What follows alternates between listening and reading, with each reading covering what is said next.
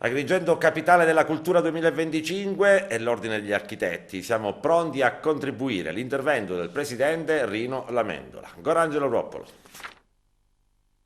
Il percorso è accidentato, ma noi cercheremo di farlo. Il Comune e il Consorzio Universitario di Agrigento sono al lavoro a sostegno della proposta di Agrigento Capitale della Cultura 2025. In proposito interviene il presidente dell'Ordine degli Architetti di Agrigento, Rino Lamendola, che afferma: siamo pronti a dare il nostro contributo per proporre la candidatura della città di Agrigento quale Capitale Italiana della Cultura 2025, ma siamo convinti che, affinché la stessa candidatura sia sostenibile e competitiva, bisognerà dimostrare come, a fronte di un terreno culturale molto fertile, alimentato dalla memoria di scrittori agrigentini eccellenti come Pirandello, Sciascia o Camilleri, Agrigento è anche capace di attivare una serie di percorsi culturali diversi e complementari per proporre una città pulita che superi l'emergenza rifiuti, alimentata soprattutto dallo scarso senso civico di una parte dei cittadini, e che sia in grado di attivare processi di rigenerazione urbana, di recupero e valorizzazione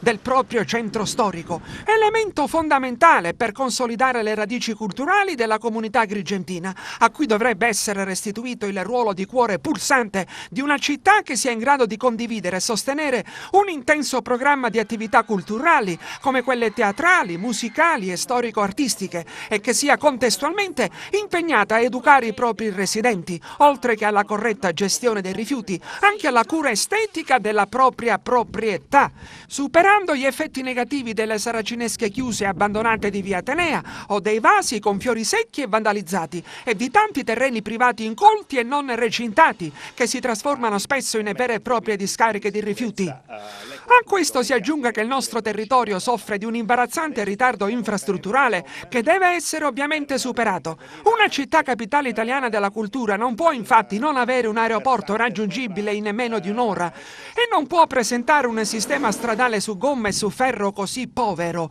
o ancora un sistema portuale del tutto inadeguato. È indubbiamente demagogico pensare di superare le tante criticità attuali entro il 2025. Tuttavia, è indispensabile l'immediata costituzione di un comitato scientifico che possa costituire una sorta di cabina di regia per tracciare un percorso da avviare, finalizzato alla redazione di un programma condiviso che potrebbe alimentare il dossier che la città di Agrigento dovrà produrre per sostenere la propria candidatura a città capitale italiana della cultura per l'anno 2025.